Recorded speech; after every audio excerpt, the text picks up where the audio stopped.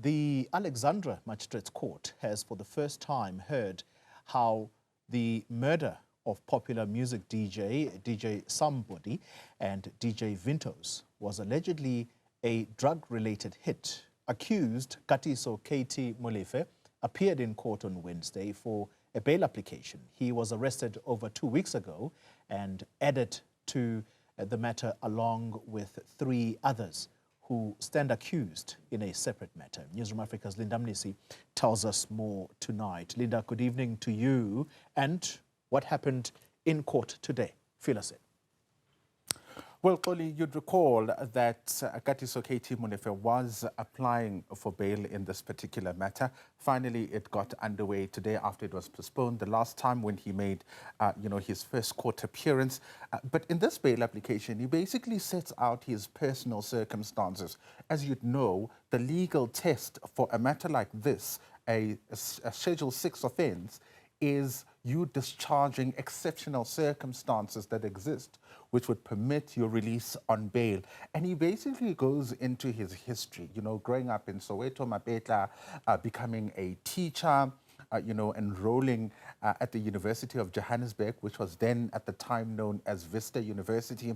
And of course, then moving on to start businesses and enrolling in, the world of businesses. And he says at this point, he makes about 200,000 rands. But really, he seeks to, inform the court that he would not be a flight risk and that all his economic interests are in the country. Although he's traveled out of South Africa, he is not a flight risk. His passport is with the investigating officers, and that although one of his children lives in the UAE, he does not really have a relationship with her.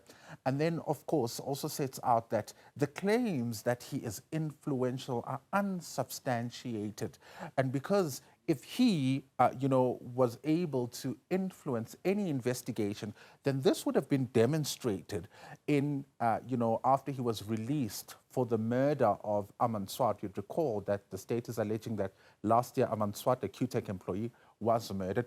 He was denied bail in that matter, but then went to the High Court and ultimately, on appeal then, was granted bail. And he says, if I was released in that particular matter and did not influence any investigations, I wouldn't be able to do that now.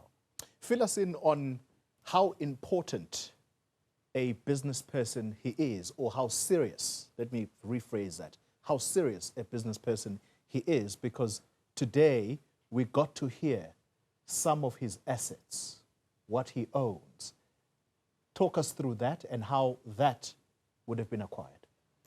Well, he speaks about, obviously, the fact that, he's into business and has acquired a number of assets. He's got a house in Winchester Hills, which, he lived in with his wife, but now that they're separated with his wife, the wife is now occupying that particular house. He has got a house here in Sandton, which he lives in now. He's got a number of cars, sports cars, one of which he had to sell because he was raising funds for his bail in the Vereniging or the Aman Swart matter.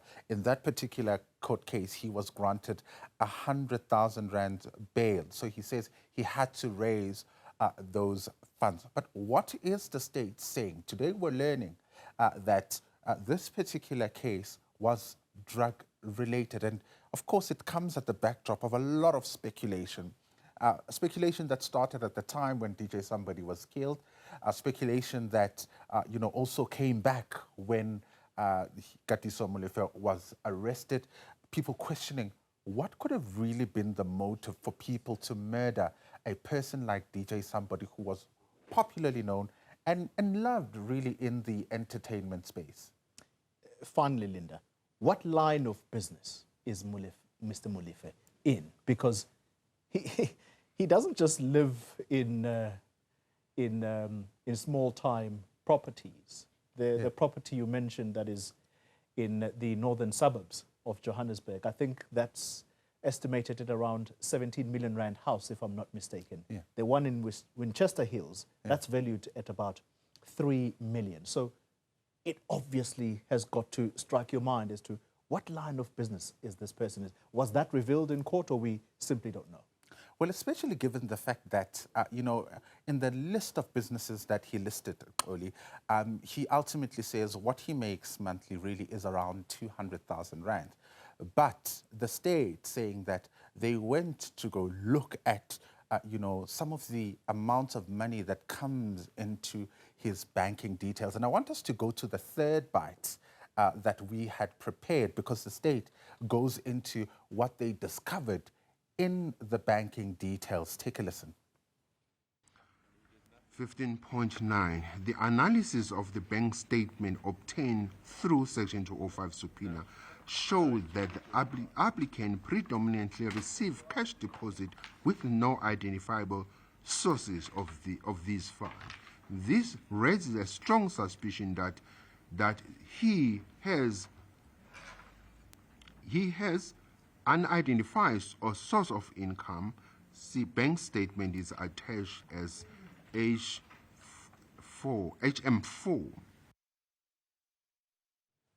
So I guess that answers that question that we were discussing before we went to that soundbite, Linda, that he has unidentified source of income, unidentified source of income. And one of the interesting elements here is that they are saying, or the state is alleging, that these murders are, you know, linked to drug trade. And what they are saying is that this particular KT Molefe is involved in drug trading. And of course, they are saying that this particular murder, because of the drug trade, was a contract killing, right? A contract killing, and they're demonstrating the conversations that happened after the murder of DJ Sumbody. You'd recall that he was killed in the early hours of the 20th of November 2022.